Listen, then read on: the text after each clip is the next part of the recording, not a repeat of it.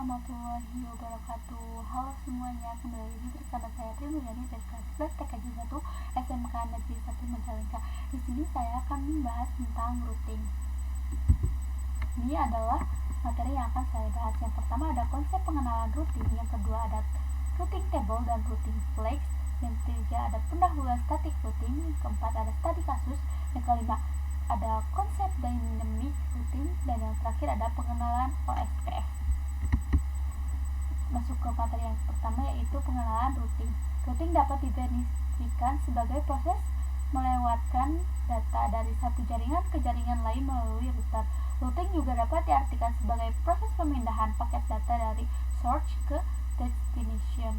Routing bekerja pada layer 3 pada networking model. Untuk mengimplementasikan telnet routing diperlukan peralatan perantara, yaitu router. Klasifikasi routing. Static routing sama dengan routing yang dibuat dengan menambahkan secara manual ke routing table. Dynamic routing sama dengan routing yang dilakukan dengan menggunakan enable fungsi protokol pada router tersebut, maka secara otomatis router akan mencari jalur sendiri. IGP versus EGP. Interior Gateway Protocol digunakan pada intra-autonomous sistem routing, diterapkan untuk mengendalikan dalam satu organisasi, contohnya sekolah atau kampus, perusahaan, atau institusi lain. Exterior Gateway Protocol digunakan pada intra-autonomous sistem routing, diterapkan untuk mengenali sistem administrasi yang berbeda atau biasa digunakan dalam internet, contohnya ISP ke ISP, perusahaan ke ISP, atau kampus ke ISP. IGP versus EGP. Contoh protokol IGP, Distance Vector Routing Protocol, yaitu jauhnya source network menuju destination berdasarkan metrik. Metrik dihitung dari hop count, bandwidth, delay, dan lain-lain. RIPv1 Routing Information Protocol, RIPv2 EIGRP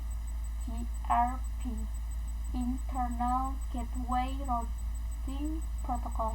Link State Routing Protocol, yaitu mengetahui topologi jaringan secara keseluruhan dengan mengumpulkan informasi dan setiap router dan mengetahui topologi jaringan secara lengkap dan detail. Yang pertama OSPF, yang kedua IS Hybrid Routing Protocol. Yang pertama ada AIGRP.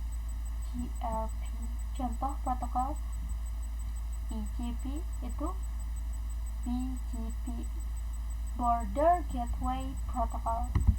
Routing Table berisi informasi mengenai rute ke jaringan atau network tertentu, berisi nilai prioritas atau inherit dari masing-masing router.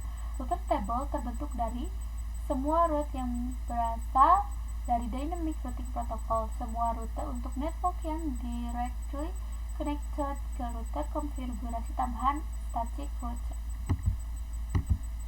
Konsep static routing. Static routing diperlukan dalam beberapa situasi tertentu tergantung pada kebutuhan, spesifikasi, dan karakteristik dari jaringan yang dikelola. Anggaplah Anda memiliki sebuah perusahaan dengan kantor pusat dan beberapa kantor cabang.